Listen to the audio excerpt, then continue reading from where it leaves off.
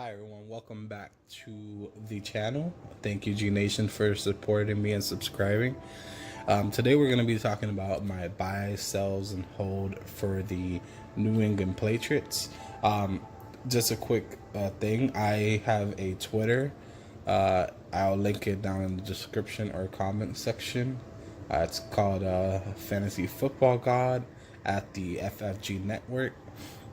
If you go ahead and subscribe here and follow me on Twitter and Facebook. I also have a Facebook, also same thing, Fantasy Football Guy at FFG Network.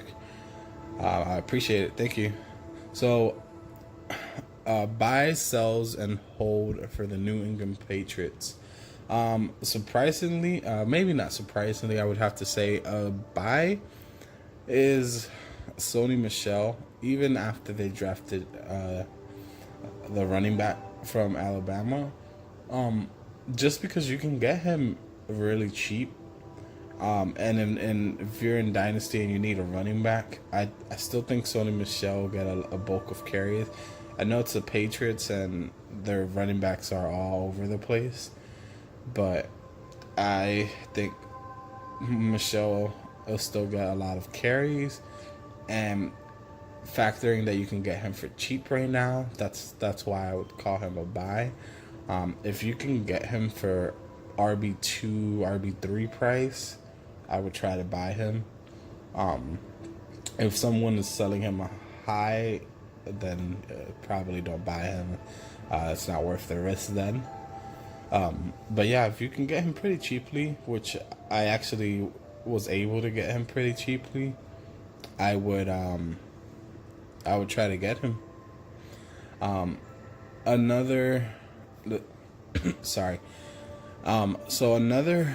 buy in this offense is N'Keal Harry, and I know in Dynasty you can't really trade hit for him. I mean, you depending if the person has him or not, but I think N'Keal Harry, if you are able to draft him, definitely draft him. N'Keal Harry in non-superflex leagues, to me, is the 101 this year. In superflex, Kyler Murray's the 101, but non-superflex it's definitely N'Keal Harry, and he hasn't even been going at the 101 in a lot of leagues. In Superflex, I've seen him drop to 104. In non-Superflex, I've seen him drop to 103. So he should be the 101, but he's not. If you can somehow trade up there or trade for him afterwards, I would try to get him. I think he can contribute this year, and I think he has the talent combined with what Josh McDaniels could do with him. I think he's going to be a good receiver to have. I would also try to get if you're going to buy Sony Michel, I would try to get my hands on the running back they drafted just to be able to pair them up. If you're in super flex leagues, if you're a contender, I would buy Brady. If you're a contender, because he's so old that, I mean, the reason people are selling him is because he's so old for the NFL. But if you're a contender, I would try to buy him if you need quarterback help. If you are in rebuild mode, or if you just if you're in a super flex league and have too many quarterbacks somehow, or for some reason, and you have him, I would try to sell him. You wouldn't get much for him, but who knows how long he actually is going to play for. I know not all, but I know a lot of people are saying he's going to play forever, but realistically, he can't last that much longer. So yeah, he's a buy and sell depending on what type of team you are. If you're a contender and you need quarterback help, then I would buy him because you can get him pretty cheaply. Another receiver that's a buy in this offense is going to be Julian Edelman. Julian Edelman is a buy. Again, same thing. If you're a contender and you need help at wide receiver 3, 4, I would buy him. If not, then he's definitely a sell. If you're in rebuild mode, just try to get. I wouldn't sell him right now. I would wait if you're in rebuild mode and you want to get rid, or if you just want to get rid of him for whatever reason. I would wait till he does something during the season and someone sees that they need help at receiver, because you could probably get a lot more value for him at that point, unless you could trade him now and get something that you think is worth it.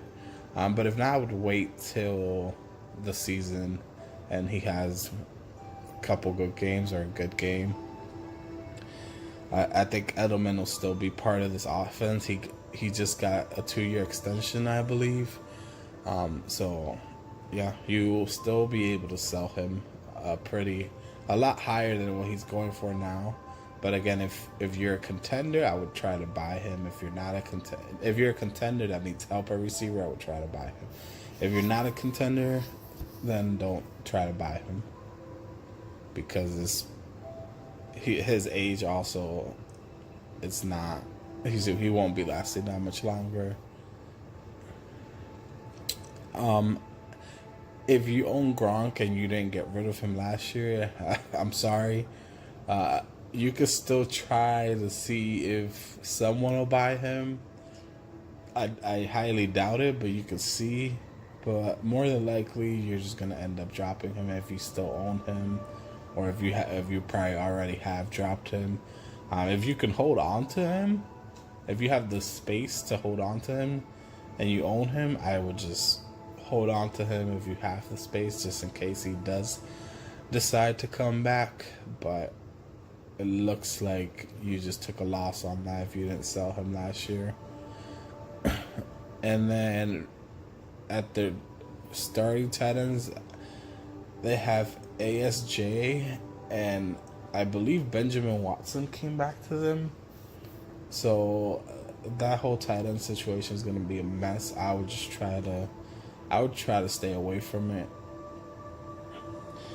Thank you guys for subscribing and watching. If you have any comments, leave them down below. If you want to tell me a video you want to see next, also leave it down below. Thanks, G Nation. I'm out.